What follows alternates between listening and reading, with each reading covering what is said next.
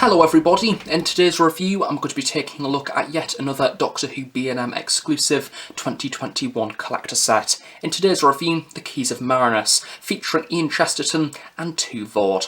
This collector set is available to purchase now from B&M stores throughout the UK. The recommended retail price is £19.99 and has also been released alongside the History of the Daleks collector sets and of course the Sensorites. The Keys of Marinus collector set comes in the same packaging style guide that we've come to expect from the B&M exclusive 3-pack series, featuring a large preview window, giving a good look at the figures on the inside of the box. Towards the side, the stacked variation of the Doctor Who logo, as well as a TARDIS graphic. Towards the bottom, the title of the set, stating that this episode aired in 1964, as well as the usual limited edition sticker. The same details and TARDIS graphics are printed on the sides of the box, and flipping around to the back we have the same details printed once again, as well as images of the figures themselves. And finally, towards the side, a brief story synopsis for the Keys of Marinus. It's great to see that the attention to detail of the TARDIS and History of the Daleks sets are also expanding out into the 3-packs, as we have the inclusion of a unique backdrop featuring one of the locations from the 1960s serial. The backdrop makes for an excellent display option, as well as really aiming this set towards the collectors. Here we have the Keys of Marinus collector set out of the box, and when I first heard that the voord would be using the same sculpt as the Sensorites, I thought that okay, it could work. However, the same sculpt being used within the same wave, is it going to be too much? Is it going to be a bit boring? But no, now I've got these figures in hand, this is a really lovely set, and it is great to be able to have more figures for the shelf that aren't Cybermen or Daleks to have alongside the First Doctor. And as for Ian Chesterton, very much like the previous B&M exclusive companions that we've seen so far, it is an effective reuse of a pre-existing sculpt, and it most certainly works and definitely looks like Ian. The thing that I continue to love about the B&M exclusive series is that these figures are from a 1960s episode of Doctor Who that is considerably obscure in the grand scheme of things, yet these action figures are displayed on the shelf alongside the likes of Star Wars and Harry Potter, and I just find it pretty hilarious. Here we have the voord. How excellent is that? It's probably a good time to mention I haven't actually seen the Keys of Marinus as a Doctor Who story. The main striking difference between these two sculpts is that voord 1 has this circle piece on its head, and then voord 2 has this triangular design. Basically, these are goth variations of the Teletubbies. So using voord 2 to take a closer look at the head sculpt, this is a really lovely design. For the most part it has been sculpted in a matte black plastic. Although as you can see at the very front here we do have the inclusion of 2 panels, I suppose you can call them eye panels or something like that. These have been given a glossy black finish, setting them apart from the rest of the face. There is something oddly eerie about this design. I think it is the lack of emotions or expression. It just looks very alien and very streamlined, and overall very cool indeed, if a little bit ominous. As we move around to the side of the helmet, we have some small detailing which has been used, a little stipple design, no doubt representing the breathing holes where the actual occupant of the suit needed to breathe within the production of the story itself, which is a cool little detail that didn't necessarily need to be included. However, it's nice that it has been. And then as we move around to the back of the head, we have some further, more interesting details, almost this fin design here, coming around the back of the skull itself, with a few little stipples at the back there as well. Progressing further down the figure to take a look at the torso, for those of you that have the Sensorites, Jack from the Caves of Androzani, or the Axon Man, this sculpt will be very familiar indeed. It features exactly the same detail to all of those previously mentioned figures, so we have the same sculpting details of the creases and wrinkles within the material itself, bringing it to life, making it look ever so slightly more interesting. And again, this has been simply sculpted in a black plastic, and as we flip around to the back again, we get the continuation of that material design, a few stitches in the lower back, as well as running up the spine and shoulders. It's not particularly too interesting, but that said, the costume within the story looks exactly like this. And then after we bring in voord 2, there is in fact an ever so slight difference. So I have this small silver highlight there at the very top, looking ever so slightly like a button. Again, it's nice to have this variety being represented. In the very middle of the torso, very much like the Sensorites, funnily enough, we have the inclusion of a sash. This is also doubly doubling up as a belt. So we have this piece here running around the bottom as well as over the shoulders. This has a few lumps here and there, almost a cubic style design, and does also flip around to the back as well. There's really not too much detail on this to talk about, although as we turn around to the sides of the figure, we do have this very small pouch which has indeed received some paint application. This includes 4 silver dots, probably representing buttons, and also to note on voord 1, we also have the same detailing represented here, which isn't present on voord 2. This is simply just blank. Now this pouch does indeed have a purpose, and this reminds me of the Forbidden Planet exclusive series of figures the likes of Mr. Sin and Leela, as we have a little pouch there which can indeed hold the knife accessory, and it fits in satisfyingly easily. As for the arms and legs of the voord, again these use exactly the same sculpt to what we've seen many times before, and as a result features some very basic details, a few creases and wrinkles in the material, bringing the figure to life, and again this has been sculpted in a black plastic.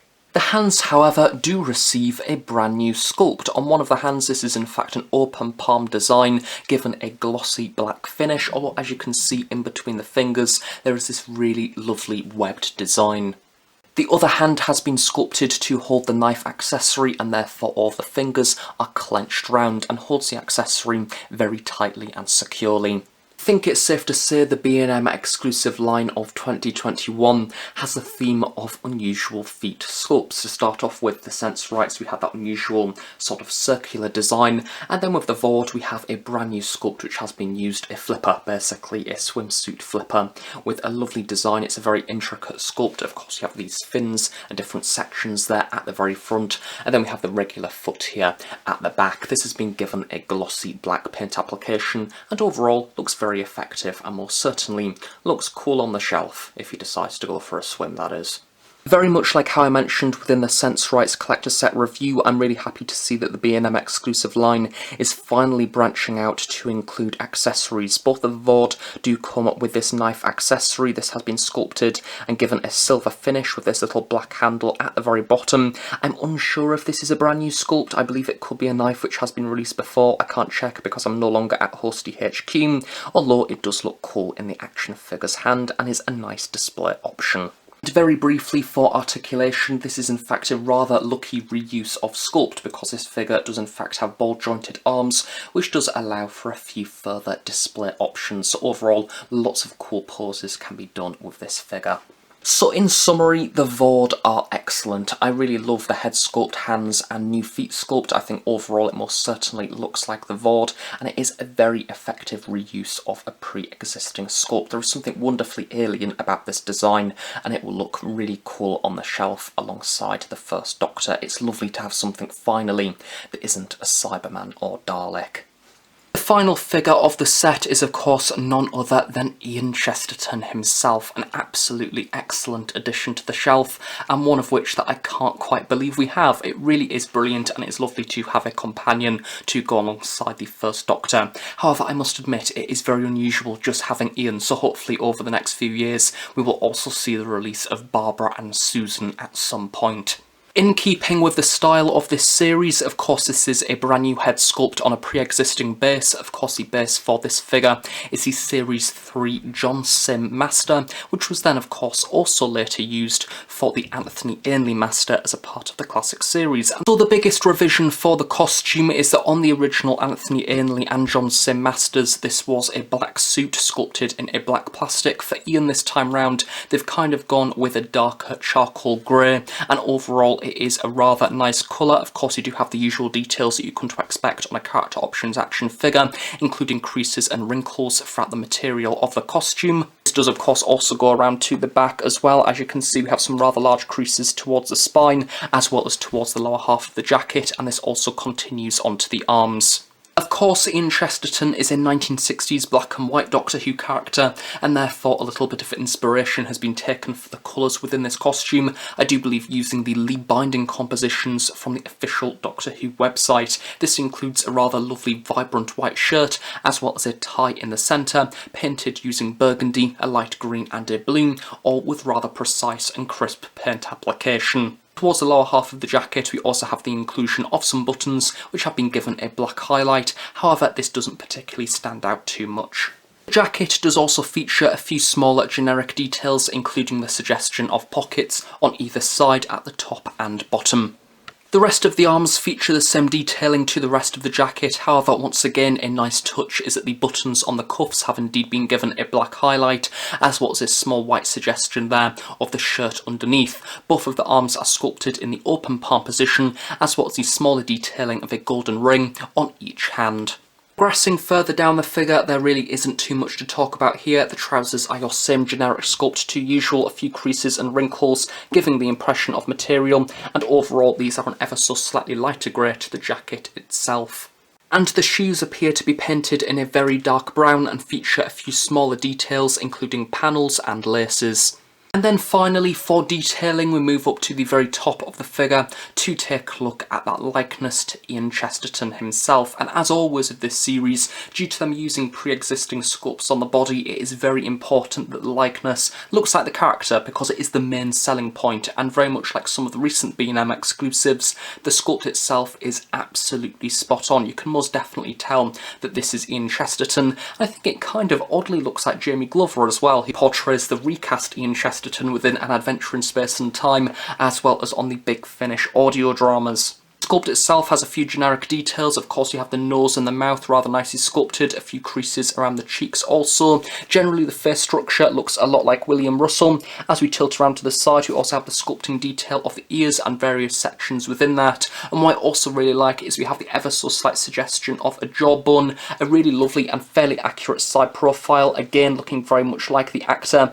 And then we have a few creases as well as strands of hair sculpted. This is a lovely attention to detail, and of course a wash has been applied over the top of this, really making those details pop. We can really see the strands, and this can in particular be seen at the very top of the head here, where we have that quiff sliding over the side of the forehead. Again, a really lovely attention to detail, and the same can be said for the paint application on the face. I love the sharper details around the eyes, including the black of the iris. The eyebrows are not too over the top, and then we have the lips, which have been given a very unusual kind of murky cream colour, which at first I thought this was a bit odd. However, having had this figure for a while in hand, I think it works okay.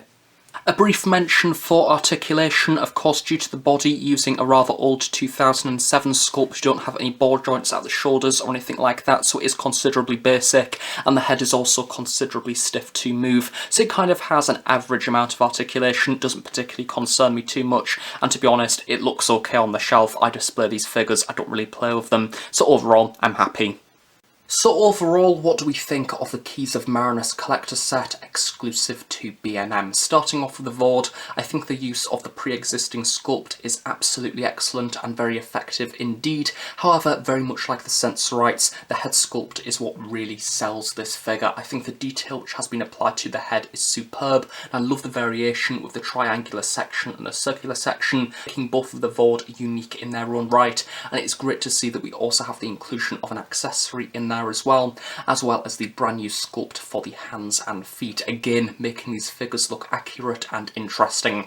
And as for Ian Chesterton, again a very effective reuse of a pre-existing sculpt, and the head sculpt again which has been applied here is superb, and it's brilliant to be able to have a companion to add to the first Doctor shelf. Essentially this is a must for a classic series action figure collector, although I don't need to say that, I'm sure you have this set already, and if you don't, I wish you the best of luck tracking this down over the next few weeks. So thank you very much for watching this review. I really hope you have enjoyed it. Do of course stay tuned on those productions for regular Doctor Who content, and on that note, have a nice day, and I shall see you all next time. Bye for now.